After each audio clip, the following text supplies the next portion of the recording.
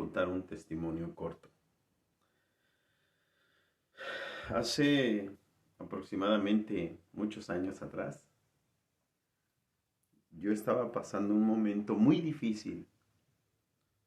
Estaba, mm, no sé si enamorado. La situación es que me habían roto el corazón, pero no de la forma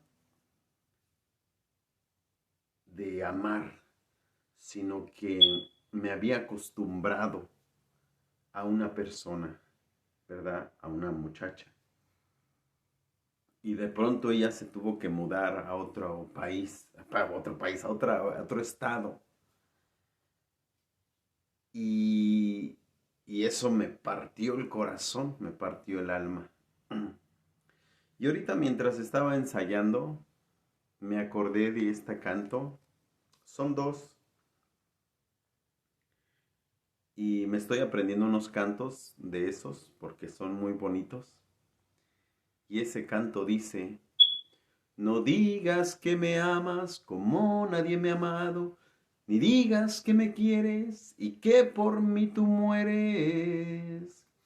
Si comete un error, me pagas con dolor, tu amor humano es cruel.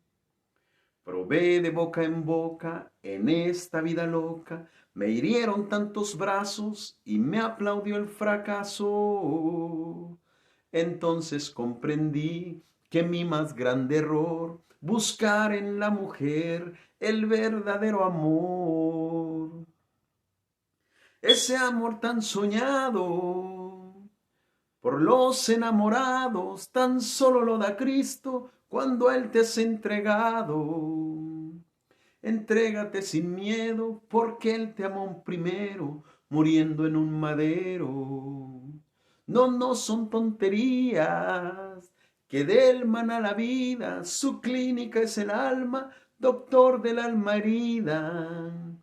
Yo que antes me reía de un día para otro, cambió el tanto mi vida. No, no son tonterías, que del mana la vida. Tun, turun, tun, tururú. El amor fiel, el amor verdadero, el amor que no lastima, el amor verdadero solamente lo da Jesucristo, nadie más. Ahora, no quiero decir que el amor no existe, ni que no existan hombres o mujeres con ganas, con sed de amar, ¿verdad? Claro que sí. Pero si tú quieres enamorarte primero de alguien, de un hombre, de una mujer, enamórate primero de Jesucristo. Yo oía un testimonio que decía: si tú quieres encontrar el verdadero amor, primero enamórate de Jesús. Y cuando estés enamorado de Jesús, Jesús te va a entregar ese hombre o esa mujer. Amén. Entonces, ahorita estaba con mi guitarra ensayando estos cantos que son viejísimos, que fueron muchos de los que me ayudaron, ¿verdad? Y voy a continuar con ese testimonio. Cuando esta muchacha se fue de donde vivíamos, se fue para otro estado y yo me quedé hecho pedazos. Pero en esos días yo empezaba a conocer a Jesucristo. Entonces yo le decía a Jesús: yo no la amo, pero la extraño.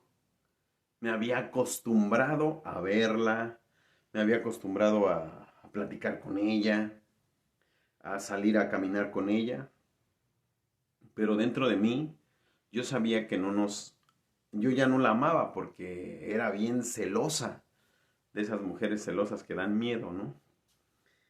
Y yo le dije a Jesús: sáname, porque me siento como que algo me falta. Y créanme, hermanos, que Jesús me sanó. Una noche cuando yo estaba dormido, yo pude sentir que el Señor me tomó en sus brazos y sentí una paz inmensa. Y cuando desperté al otro día, nunca más volví a tener ese sentimiento de extrañarla a ella. Entonces, El amor fiel y verdadero se llama Jesucristo. Muy buenas noches a todos, que Dios les bendiga, a todos los que se están conectando, mil bendiciones. Vamos a orar y vamos a continuar con la lectura que tenemos. Eriván Silva, Dios te bendiga, bro. Hasta un saludo hasta allá, hasta San Martín, Azcatepec, o no sé dónde vivas, en la 5 de mayo, pero saludos, brother. Y a todos los que se han conectado, mil bendiciones. Vamos a orar, vamos a pedirle a Dios que Él nos guíe, que Él nos dirija esta noche. Amén. Padre, en el nombre de Jesús, gracias te damos esta noche porque nos permites estar aquí para poder continuar con nuestras lecturas de la Biblia, para seguir aprendiendo de tu palabra. Háblanos, enséñanos, dame la facilidad de palabra para poder exponer tu palabra con sabiduría, reconociendo que David no es nadie, que sin ti no podemos hacer nada, Señor. Reconozco, Espíritu Santo, mi dependencia de ti, te necesito, que me ayudes a poder exponer tu palabra, Padre, en el nombre poderoso de Jesús. Gracias te doy, amén y amén. Ahora sí, abra su Biblia en el libro de Hebreos. Hebreos capítulo 9.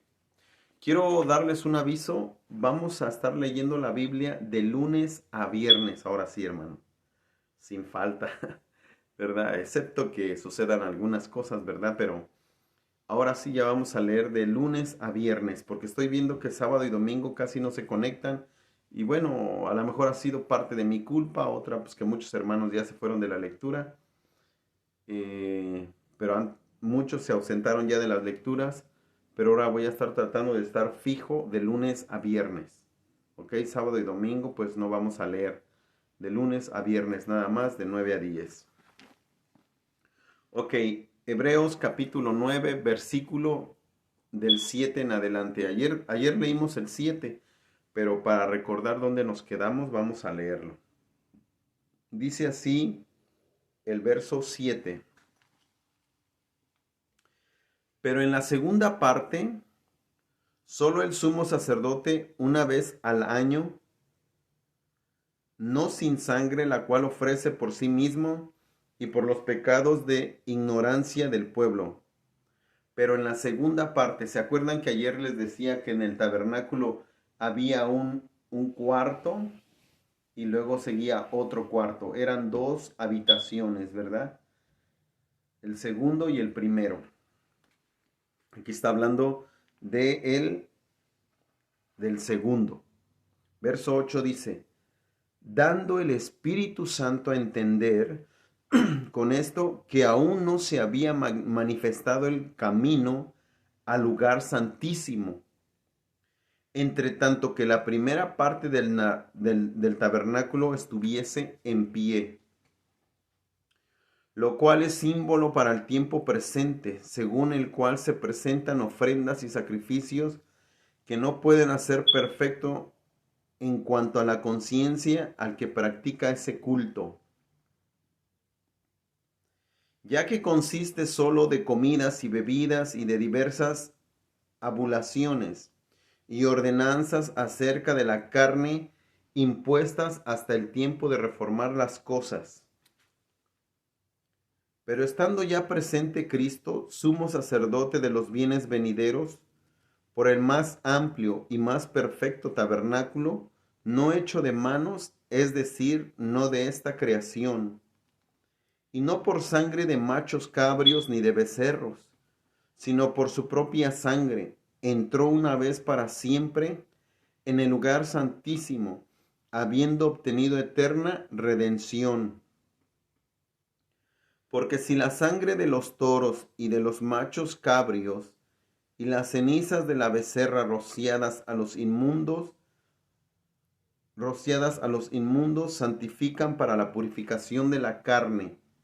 Luego dice, cuánto más la sangre de Cristo, el cual mediante el Espíritu Eterno se ofreció a sí mismo, sin mancha a Dios, limpiará vuestras conciencias de obras muertas, para que sirváis al Dios vivo.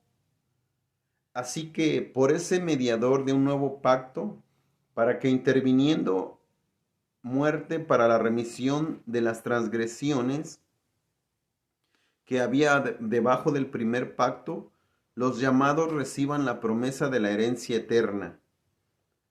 Porque donde hay testamento es necesario que intervenga muerte del testador.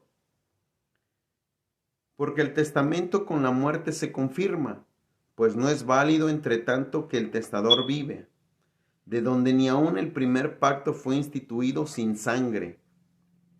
Porque habiendo anunciado Moisés todos los mandamientos de la ley a todo el pueblo, tomó la sangre de los becerros y de los machos cabrios con agua, lana escarlata e hisopo, y roció el mismo libro y también a todo el pueblo, diciendo: esta es la sangre del pacto que Dios ha mandado. Y además de esto, roció también con la sangre el tabernáculo y todos los vasos del ministerio. Y casi todo es purificado según la ley con sangre, y sin derramamiento de sangre no se hace remisión. Bueno, leí hasta el versículo 22, ¿verdad? Aunque dudo que lleguemos hasta allá, porque pues muchos de los que leyeron, estoy seguro que no comprendieron mucho de lo que leyeron, ¿verdad? Porque ciertamente pues estos son temas o versículos bastante difíciles de comprender porque desconocemos cómo se hacían los sacrificios en el templo o en el tabernáculo, ¿verdad? En el tabernáculo, en el desierto o en el templo de Jerusalén. Pero bueno, gracias a Dios que hoy tenemos herramientas que nos ayudan a poder comprender las lecturas de la Biblia que estamos teniendo. Y saludo a cada uno en el nombre de Jesús. Bendiciones, qué bueno que están aquí. Dios los bendiga. Ok, vamos a comenzar desde el versículo 8, ya que ayer hablamos del versículo 7, ¿verdad? Ayer estuvimos viendo un poquito acerca de los querubines, ¿verdad? Del arca del pacto, de la vara de Aarón, del maná, las tablas, ¿verdad? De la ley que estaban ahí, la tapa que estaba hecha de querubines, ¿verdad? Y que el sacerdote entraba a rociar la sangre ahí. Entonces, hablábamos de dos lugares. Una habitación, bueno, era la segunda habitación y la primera, donde se encontraba el lugar santísimo, donde solamente una vez por año podía entrar el sacerdote, ¿verdad? Ahora, esto es importante para poder entender el versículo 8, hermano. Hay que entender lo que leíamos ayer. En la primera, donde estaba el lugar santo, el santísimo, donde el sacerdote entraba una vez cada año. Recordamos que para entrar a ese lugar, a ese cuarto o a esa habitación, había un velo, ¿verdad? Un velo muy grueso. Ese velo impedía que entrara todo el pueblo. Nadie podía entrar ahí, solamente el sacerdote, después de haber sido purificado o ofrecido un sacrificio por sus pecados. El sacerdote podía entrar una vez al año. Ese velo impedía el acceso del pueblo directo a la presencia de Dios. ¿Por qué sucedía eso? ¿Por qué es que todo el pueblo no podía entrar al lugar santísimo? Porque había un velo, ¿verdad? Shalom, buenas noches a todos los que están conectando. Estamos en Hebreos capítulo 9, del 8 en adelante hasta el 22. Entonces, no podía entrar el pueblo, solamente el sacerdote. Había un velo que impedía que el pueblo se acercara directamente a la presencia de Dios. Y ahí entonces vamos a comprender este versículo donde dice: aún no se había manifestado el camino al lugar santísimo. Dice aquí en el verso 7: Pero, perdón, el 8. Dado el Espíritu Santo, dando el Espíritu Santo a entender con esto que aún no se había manifestado el camino al lugar santísimo, entre tanto que la primera parte del tabernáculo estuviese en pie. O sea que mientras estuviese esa habitación en el tabernáculo, no podía manifestarse lo que Jesús iba a hacer. Entonces, Jesús era el único que podía quitar ese velo. Jesús era el único que podía acabar con todo eso del tabernáculo, ¿verdad? Por eso dice el versículo, dando el Espíritu Santo a entender con esto que aún no se había manifestado el camino al lugar santísimo. Ayer le explicaba que cuando Jesucristo fue colgado en el madero, ¿qué sucedió en el templo de Jerusalén? ¿Verdad? Si nosotros vamos a la Biblia, dice que el velo del templo se rasgó. Cuando Jesucristo estaba en la cruz y Jesucristo muere, hermano, ese velo ya no estaba en el tabernáculo en el desierto, ahora ese velo estaba en el templo. Ese velo que se encontraba en el templo de Jerusalén en los días de Jesús, ese velo fue roto, hermano, fue roto. Recordemos que cuando Jesús muere, la tierra tembló. ¿Quién provocó ese temblor? Nadie más que el Señor. Y al temblar, hermano, el velo del templo se rasgó en dos. Lo cual ahora ya nada impide que nosotros podamos entrar al lugar santísimo por medio de ¿quién? El mediador, el gran sumo sacerdote, Jesús. Cuando nosotros ahora yo no necesito ir a Jerusalén y hablar con un sacerdote y decirle, oiga, traigo un becerrito, ofrézcalo en sacrificio por mi pecado. No. Ahora cuando nosotros pecamos, ¿qué hacemos? Aquí mismo, en mi habitación, yo me puedo postrar, ir a Jesús y decirle, Padre, hoy yo pequé, te fallé, hice algo que no debía haber hecho, perdóname. Y Jesús, como es el mediador, por medio de Él me traslada a la presencia del lugar santísimo donde se encuentra el Padre. Amén. Bueno. Ok, dice, aún no se había manifestado el camino al lugar santísimo, entre tanto que la primera parte del tabernáculo estuviese en pie. Lo viejo, hablando del tabernáculo, de lo que acontecía en Israel, en Jerusalén, el pueblo, en el templo, lo viejo tuvo que desaparecer antes de que se pudiera revelar el nuevo camino de Dios. Ahora, quizá alguien que practica la ley, que guarda la Torá, podría decir, ¿cómo que lo viejo desapareció? Pues aunque quisieran debatir y presentar defensas, yo les puedo hacer una pregunta o dos nada más.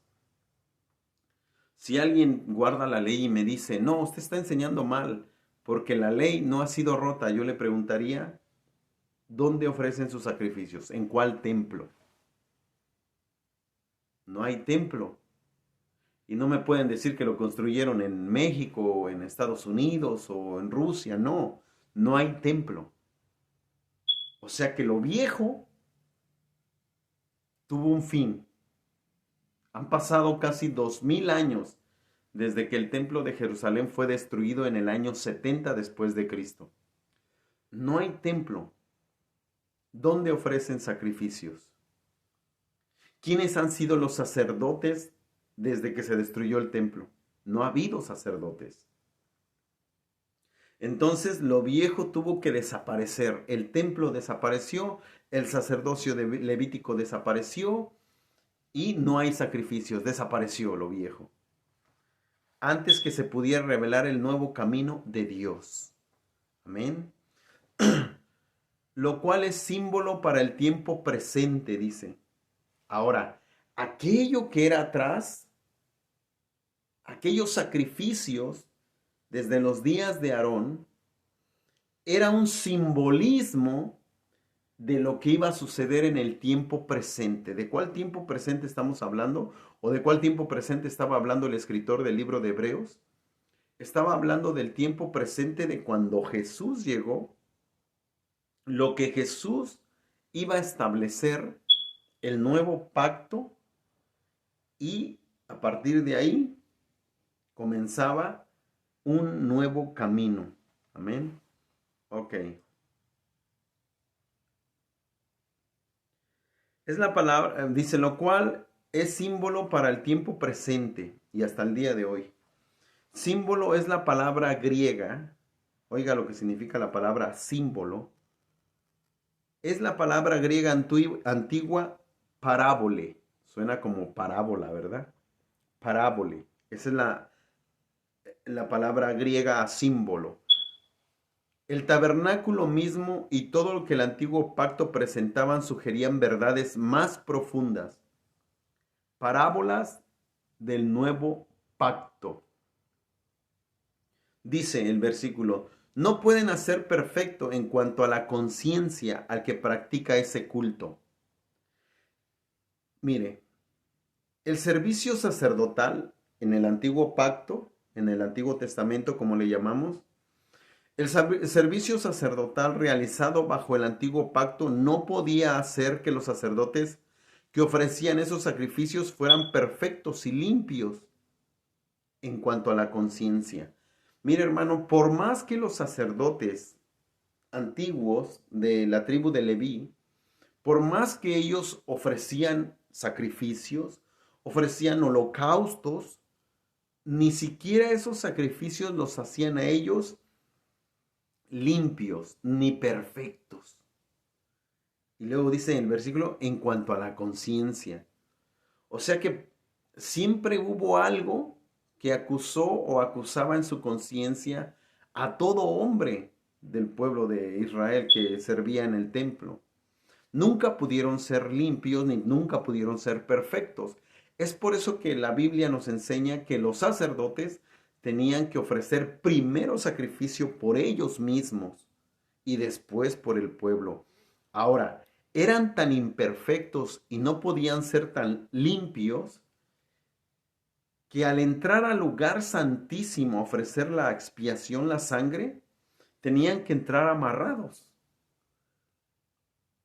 Al colocarles una cinta, una cuerda, un mecate, como lo conozca usted, al colocarles un mecate, una cinta en la cintura para si llegaban a morir en el altar, al ponérsela indicaban que podía ir en pecado, que podía estar mal y podía morir ahí. Eso nos deja saber que eran sacerdotes que no eran perfectos. Se necesitaba un sacerdote perfecto, limpio y puro. ¿Y quién era el único o quién fue el único que cubrió estos requisitos? El Señor Jesús, nadie más. Amén. Si la purificación es incompleta para el sacerdote, ahora cheque esto. Si la purificación es incompleta para el sacerdote, ¿qué tanto más para la persona en cuyo beneficio trabaja el sacerdote? O sea, está tratando de decir esto. A veces nosotros, ¿verdad? Esto también sucede en el pueblo cristiano. A veces mal pensamos esto. A veces pensamos que porque el pastor es un hombre súper, wow, consagrado. Cuando a veces, hermano, hay hermanas, hay hermanitos que están entre el pueblo, ovejas, creyentes, que están entre el pueblo, que también viven una vida de consagración, una vida de oración, una vida de lectura de la palabra, una vida de ayuno, una vida de santidad. Son un testimonio en su casa, son un testimonio en su trabajo, son un testimonio para sus hijos, son un testimonio para su esposo. Entonces, imagínense, en aquel tiempo, dice que si la purificación era incompleta aún para el sacerdote, imagínense para el pueblo. Si el mismo sacerdote no podía purificarse 100% y quedar perfecto, imagínense el pueblo. Nadie podía. Entonces te das cuenta que tanto el sacerdote como el del pueblo eran imperfectos de la misma manera. No podían llegar a la perfección aunque ofreciera, el otro trajera el sacrificio y el otro lo ofreciera. Y lo mismo, ¿verdad? Entonces, pues todos estamos expuestos también a eso, Lulú. Yo recuerdo, por ejemplo, si vamos a la Biblia, mire, estaba oyendo yo, no recuerdo dónde escuché un predicador decir, los cristianos deben de vivir en victoria. Para los cristianos no hay enfermedad, para los cristianos no hay dolor, para los cristianos no hay tormento, para los cristianos no hay opresión, para los cristianos no hay esto. Y esa es una enseñanza errónea, hermano. Decir que los cristianos no pueden padecer ciertas cosas es una falsa enseñanza o una mala enseñanza, hermano. Falta de conocimiento de muchos siervos de Dios. Porque si vamos a la Biblia, hermano, si leemos acerca del profeta Eliseo, el profeta Eliseo, hermano, murió enfermo. Murió enfermo. Ahora imagínense, el profeta Elías. Cuando Elías se va a esconder porque una mujer dijo que lo iba a matar, ¿qué tuvo Elías? ¿Miedo de una mujer? ¿Los hombres de Dios sienten miedo a veces de los mismos seres humanos? Sí. Elías, hermano, Elías venía de vencer a los 800 profetas de Baal. Una victoria tremenda, un milagro tremendo de Dios que vio Elías. Y una mujer lo amenaza y se va a esconder a una cueva. Y le dice a Dios, quítame la vida. ¿Tenía miedo? David, el rey David, hermano. El rey David, él pudo experimentar el estrés. ¿Por qué cree que David escribió tantos salmos tan hermosos? Porque llegó momentos en la vida de David en que él se encontraba sin saber qué hacer, viviendo como en derrota. A veces leemos los salmos y decimos, wow, David, mira qué lindo escribía. Pero ¿por qué escribió eso? ¿Qué estaría viviendo para escribir esos salmos? ¿Usted cree que fue fácil para David ser perseguido por el rey? ¿Qué siente usted cuando debe unos tickets y anda manejando y si lo llegan a parar la policía? Y si lo llegan a meter a la cárcel, ¿qué se siente usted así bien contento? Dice, oh Dios, qué rico siento. No, hermano. Hay estrés, preocupación, ¿cómo le voy a hacer? ¿Cómo voy a salir de aquí? ¿Cuánto voy a pagar? ¿Me irán a deportar? ¿Y qué te provoca eso? Estrés, opresión, tristeza. No puedes dejar de pensar. Y es ahí donde tú escribes. David escribía. ¿Sabe qué dijo Job? Job dijo, mejor son los que no nacieron. Dice, hubiera preferido ser yo un abortivo, uno de esos bebés que abortaron y murieron. ¿Qué vivió Job para estar expresando esas cosas? Dice, ¿por qué tuvo que alimentarme mi madre con sus pechos? Dice, para que yo viviera. hubiera sido mejor que me muriera. Los hombres de Dios. Entonces, hermano, a veces enseñarle a la iglesia que la iglesia no debe de cansarse, no debe de sentir enfermedad, no enfermarse, eso es una enseñanza contraria a la Biblia, hermano. Contraria a la Biblia. Bueno, ordenanzas acerca de la carne impuestas hasta el tiempo de reformar las cosas, dice ahí este versículo.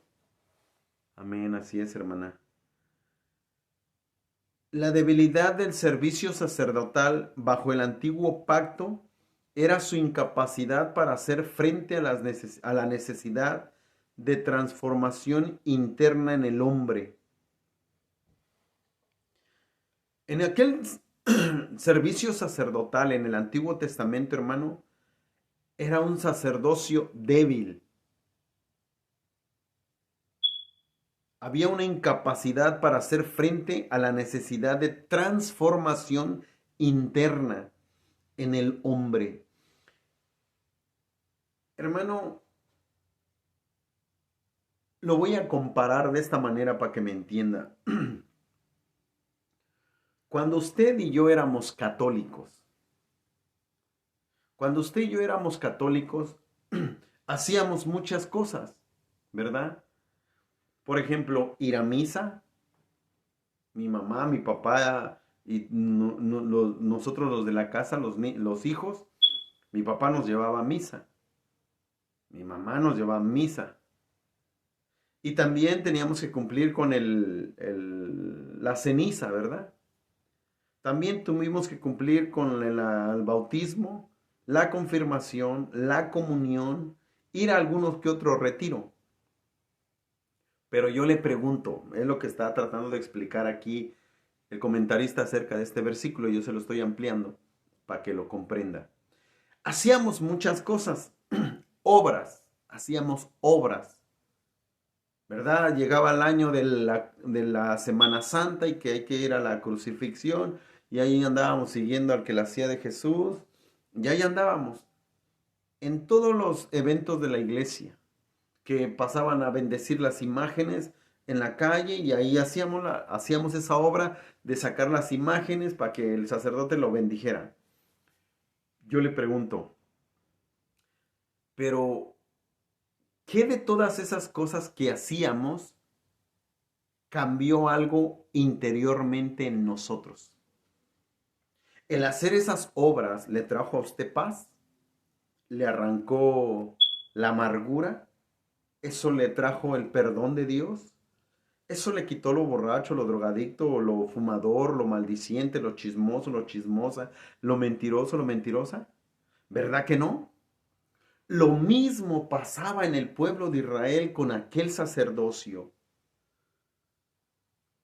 Lo mismo. Ellos ya se habían hallado a hacer obras, lavamiento de vasos, el lavamiento de esto, de las manos, el ofrecer un sacrificio, el ir a esto, el ir a aquello.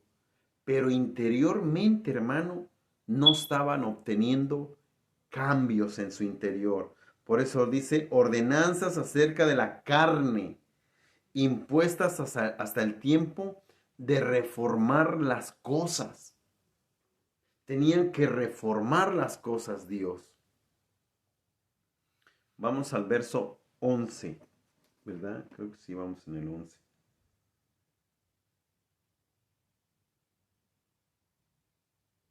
Pero estando ya presente Cristo, ya entra Jesús. Pero estando ya presente Cristo, sumo sacerdote de los bienes venideros, por el más amplio y más perfecto tabernáculo, no hecho de manos, es decir, no de esta creación.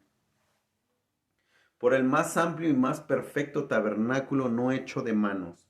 Jesús, como nuestro sumo sacerdote, mientras en un santuario superior, en el trono mismo de Dios, este es el lugar más grandioso que cualquier cosa que puedan hacer las manos humanas. O sea, lo que está diciendo es que Jesús es nuestro gran sumo sacerdote. Recordemos lo que dice el pasaje anterior, capítulos anteriores, que Él traspasó los cielos y Él se encuentra ahora ministrando en un mejor santuario, en el trono mismo de Dios. Este lugar es un lugar grandioso. No se puede comparar el tabernáculo en el cielo con todo lo más hermoso que el hombre pueda formar con sus manos en esta tierra, ¿verdad? Todo lo que el ser humano pueda construir con sus manos en esta tierra no se compara al tabernáculo donde Jesús, nuestro sumo sacerdote, ministra hoy y intercede por nosotros. Ahora vamos a leer el verso 13,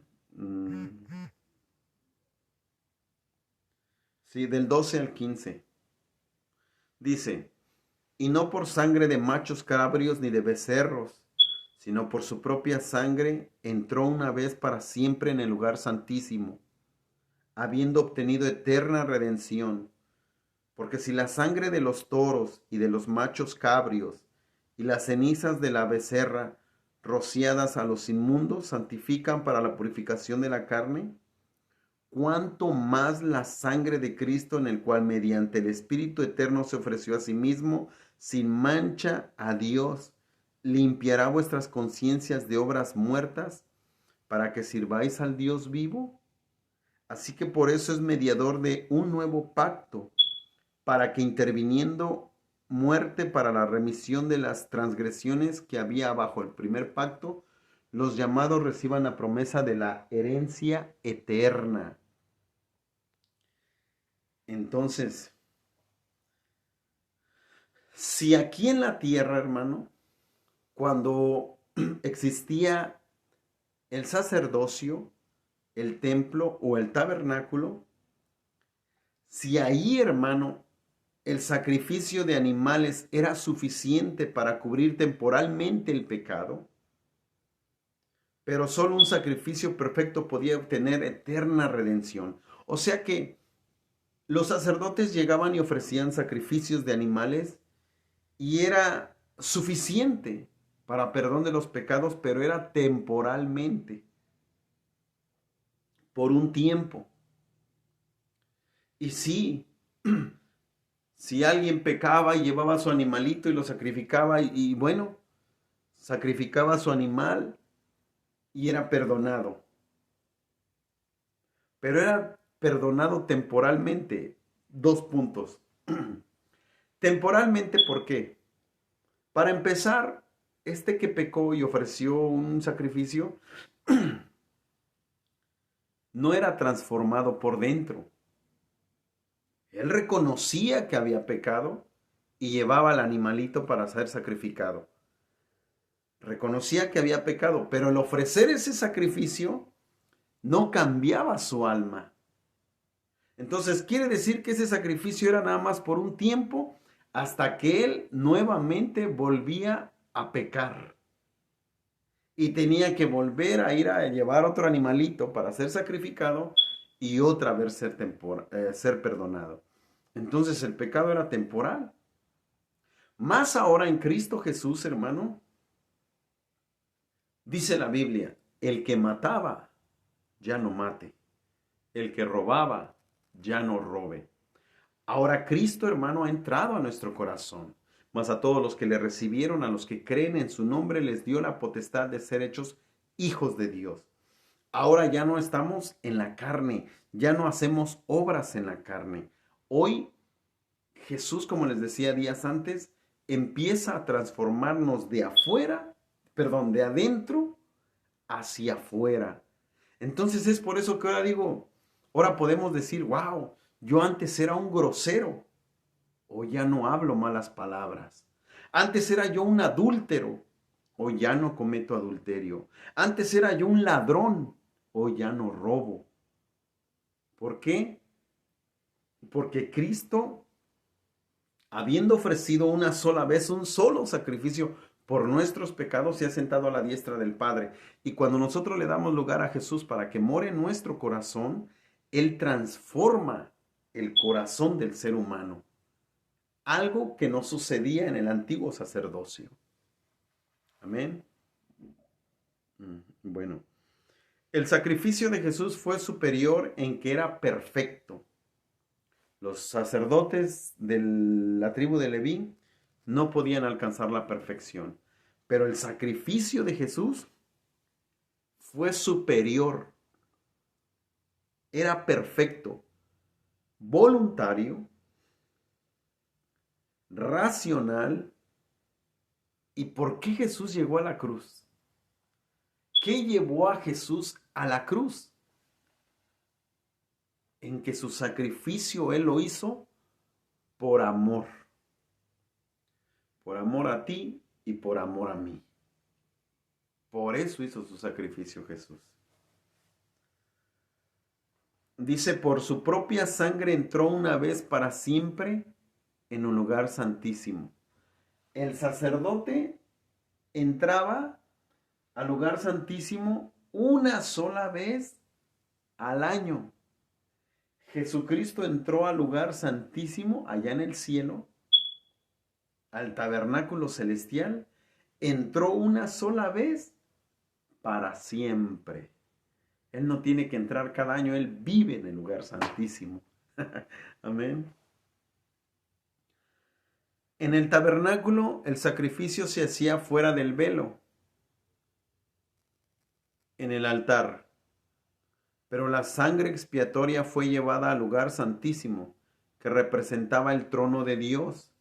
De la misma manera, Jesús tuvo que morir aquí en la tierra, fuera del cielo y entre los hombres pecadores. Pero el pago que hizo su muerte tuvo que ser satisfecho en el cielo mismo. Haga de cuenta, hermano, que cuando Jesús vino a la tierra, ¿sabe qué representaba ese velo? El cielo. Estaba el cielo, estaba la tierra, el cielo y el lugar santísimo, allá donde está el Padre. Entonces Jesús, para poder llegar al lugar santísimo, tenía primero que ser sacrificado, rociada su sangre, para poder entrar, romper ese velo y poder entrar al lugar santísimo, al lugar celestial. Amén. Entró una vez para siempre.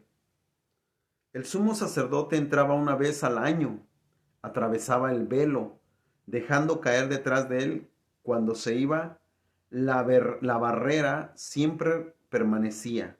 O sea, el sacerdote entraba una vez al año, ¿verdad? Él atravesaba el velo para llegar al lugar santísimo. Pero cuando él salía del templo seguía habiendo una barrera, ¿verdad? Que era el velo. Siempre permanecía el velo. Jesús no entró por el velo y salió y otra vez se quedó el velo, no. Cuando Jesús entra al lugar santísimo, Él rasga el velo, rompe el velo, para que nada impida que podamos tener acceso al Padre a través de Jesucristo. Amén. Bueno, el cielo mismo dándonos la bienvenida, ¿verdad? Esto es lo que hace que el cristianismo se trate de acceso, no de barreras. Por ejemplo, todo aquel que quiere guardar todavía la ley, pues se va a encontrar con barreras. Pero nosotros en Cristo Jesús ya no tenemos barreras. Por eso es que, hermano, aquel que ha creído en Jesús ya no se somete a la ley. Aquel que ha creído en Jesús vive bajo la gracia y acepta el sacrificio de Jesús en la gracia. Ahora, yo entiendo, quiero aclarar aquí este punto que es importante. Yo entiendo si un judío, un israelita, se convierte a Yeshua, a Jesús, y guarda sábado. Podrían decir, pero ¿cómo? Si ya en Cristo no hay que guardar sábado, ¿por qué ese israelita guarda sábado? Ya les expliqué a la luz de las Escrituras que los israelíes En los 7 pactos lo vimos. Los judíos, los israelitas, ellos sí tienen que guardar el Shabbat, el sábado. Es un pacto de Dios con el pueblo de Israel. Ellos tienen que guardar el sábado. Aunque hayan creído en Jesús, ellos tienen que guardar el sábado porque es un pacto de Dios con ellos. Pero si yo como mexicano, usted como salvadoreño, guatemalteco, no sé dónde sea, no quiere guardar sábado, usted no lo tiene que hacer. Porque usted a lo mejor no es israelita. Pero si lo quiere guardar, lo puede hacer. Porque el Eterno en el libro de Isaías invita a los gentiles. Incluso el Eterno dice, voy a parafrasear, dice, y invito a los gentiles, no sea que digan que yo no los involucré en mi pacto. Si alguno desea guardar mi pacto, puede hacerlo. O sea, el Eterno invita a los gentiles a guardar el sábado, si quieren. Si no quieren, no están obligados, ¿no? Entonces, esa es la gran diferencia, que el judío al convertirse a Cristo, y si tiene que guardar el Shabbat, el sábado, ¿verdad? Y si un gentil quiere guardar sábado, lo puede hacer. Pero debe de saber guardar sábado. No nada más es guardar sábado, decir Shabbat Shalom y ya. No, debe de saber guardarlo. Incluso el sábado, hermanos, en el Shabbat se tiene que cocinar un pan especial. Un pan trenzado, ¿verdad? Tiene que tener una trenza y otra de regreso. Es un pan trenzado que representan a 2 tribus de Israel, a la tribu de Judá y a la tribu de Benjamín. Bueno, en sábado tienen que tomar té amargo. No es en Semana Santa, creo. Bueno, dice aquí,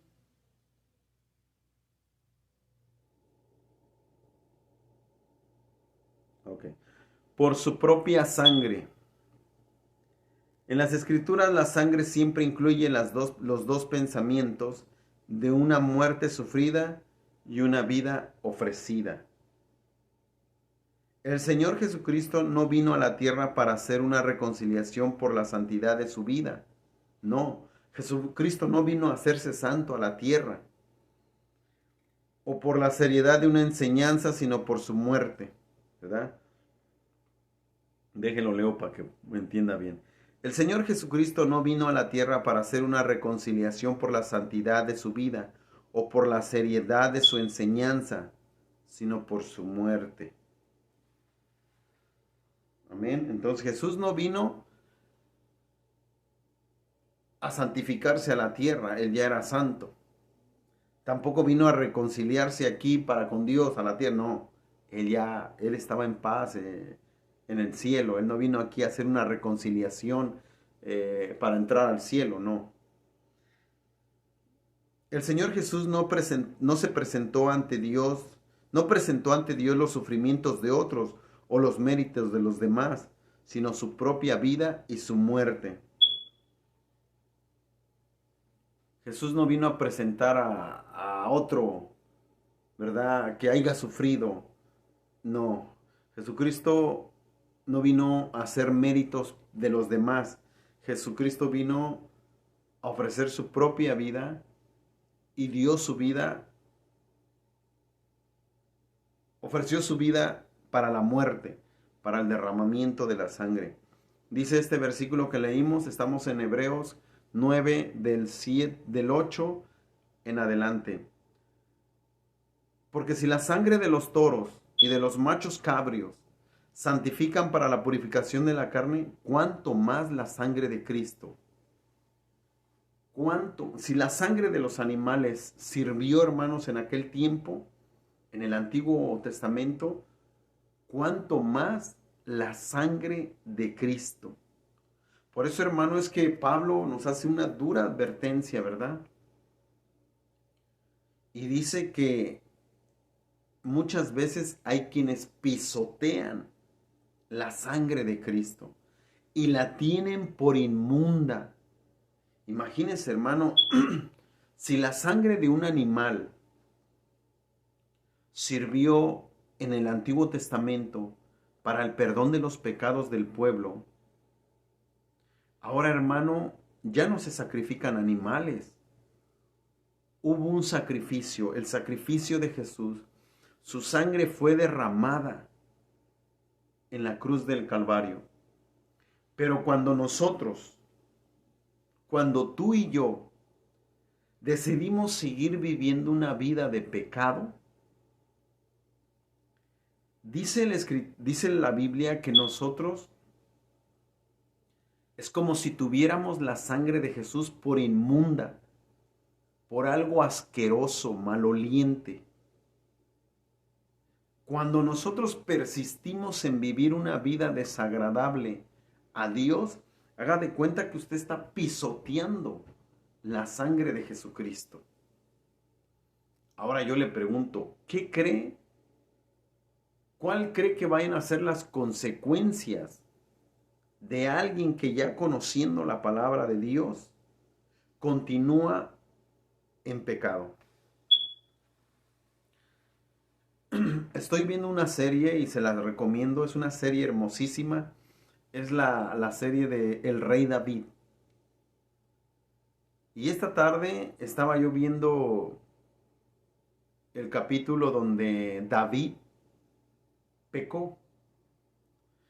Pero mire, hermano, que esa serie te abre un panorama tan claro de cómo fueron las cosas, cómo fue el pecado de David, cómo es que sucedió ese pecado, porque a veces nada más lo leemos a la ligera, pero no sabemos las consecuencias tan graves que tuvo, que trajo ese pecado a la vida de Betsabé y a la vida de David.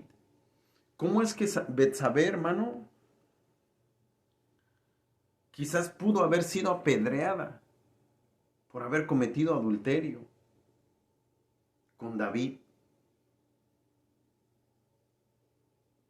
Y cómo David fue confrontado por el profeta Natán, y todo lo que sintió David por un pecado que se llama adulterio, hermano. Y no solamente eso, sino el asesinato que cometió David. Tú no te puedes imaginar a un hombre de Dios planeando un asesinato. Imagínese usted a mí.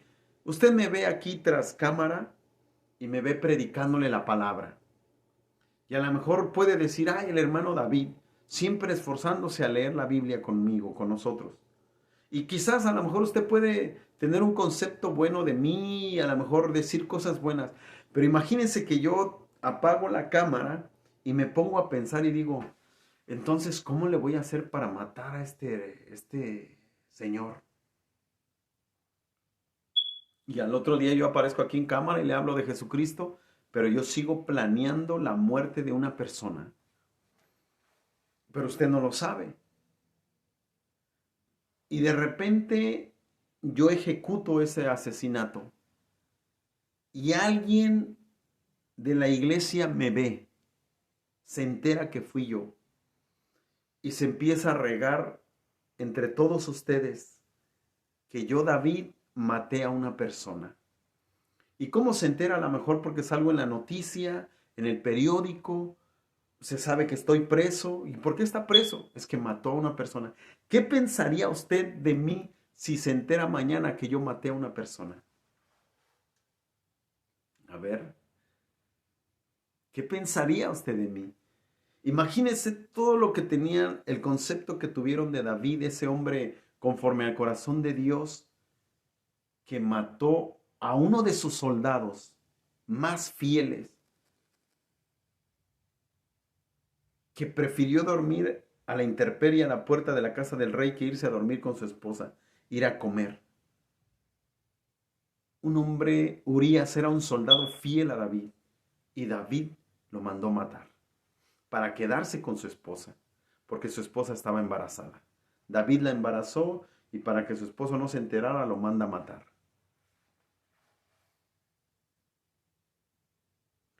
Entonces, cuando nosotros ya conocemos la palabra de Dios y seguimos en nuestra vida de pecado, estamos pisoteando la sangre de Jesús. Tremendo, ¿no?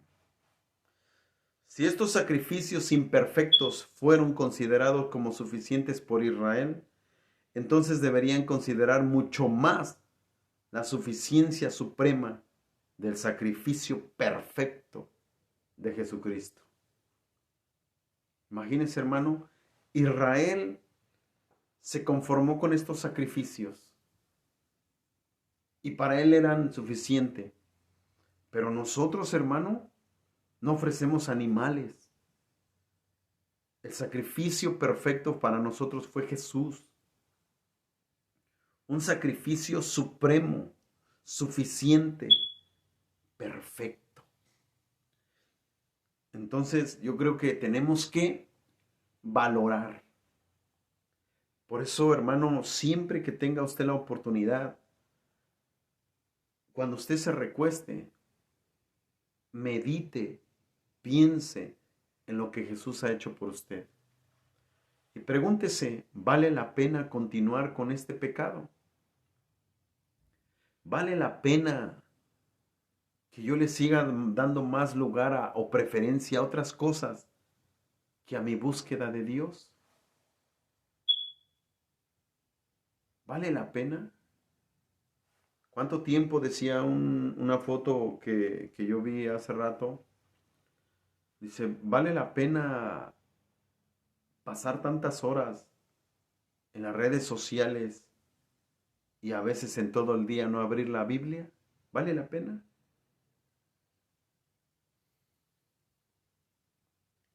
Por la mañana me levanto a las 4:30 y abro mi Biblia y busco un texto acerca de la oración.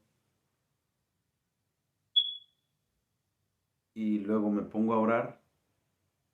Y hay veces que en mi trabajo salimos en la camioneta y en el transcurso del traslado de un lugar a otro lado, a veces hacemos hasta 1 hora de traslado y yo abro mi Biblia. ¿Y a qué horas son? Déjeme ver. Oh, Dios, ya se me fue la hora, hermanos. Le voy a leer un pasaje de la Escritura que leí mientras iba manejando y con esto acabo. Se fue muy rápido el tiempo.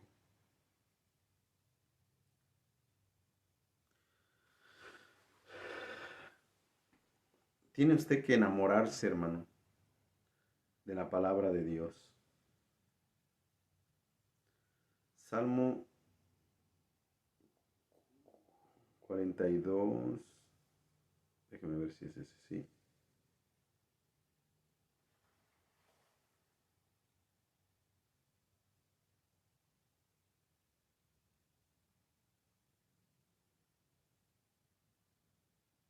Dice aquí, un abismo llama a otro a la voz de tus cascadas. Tus ondas y tus olas han pasado sobre mí. Pero de día mandará Jehová su misericordia, y de noche su cántico estará conmigo, y mi oración al Dios de mi vida.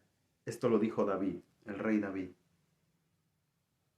Dice, un abismo llama a otro a la voz de tus cascadas. Todas tus ondas y tus olas han pasado sobre mí. ¿Qué estaba diciendo David ahí? Estaba comparando lo que sucede en el mar, la tormenta del mar o la tempestad del mar. Dice, todo eso ha pasado sobre mí. David había experimentado tanto dolor, tanto sufrimiento, persecución, ansiedad. Lo quiso matar el rey Saúl, lo quiso matar su hijo Absalón. Todo el pueblo lo tuvo el mal cuando él se metió con esta mujer. Y no culpo a Betsabé, hermano, porque esta serie deja ver a Betsabé como una mujer tremenda de Dios. Dice, pero de día mandará Jehová su misericordia. Este versículo lo iba yo leyendo mientras iba en el transcurso del camino. Pero de día mandará Jehová su misericordia. Todos queremos la misericordia de Dios. ¿Pero la buscas? ¿Oras? lees, amas la palabra, la vives, la practicas. Si tú lo haces, luego dice, y de noche su cántico estará conmigo. ¿Le cantas a Dios? ¿Le dedicas un tiempo de alabanza a tu Dios? Cuando vas en el auto, pones música que alabe a Dios. Cuando estás en tu casa, pones alabanzas. Adoras a Dios ahí en tu intimidad. Y mi oración al Dios de mi vida, dice. Me encanta esa palabra. Y mi oración al Dios de mi vida. En la mañana no me es fácil levantarme y quitarme el sueño de los ojos y postrarme. Pero le digo, aquí estoy. De mañana buscaré tu rostro. Como dice el libro de Proverbios, yo amo a los que me aman y me hallan los que temprano me buscan. ¿Buscas a Dios en la oración? Eso tú lo sabes. Que Dios les bendiga. Buenas noches. Hemos terminado estos versículos. Nos hemos quedado en el versículo 14. Mañana continuamos con el versículo 15. Amén. Vamos a estar leyendo, hermanos, de lunes a viernes. ¿Ok? Ahora sí, sin falla, de lunes a viernes. Excepto que suceda otra cosa, pero ahorita ya este es mi schedule para con ustedes, mi horario de lunes a viernes de 9 a 10. Sábado y domingo no vamos a leer porque me he dado cuenta que los sábados y domingos casi no se conecta nadie. Así es que Dios les bendiga, que pase una excelente noche, mil bendiciones, shalom, shalom.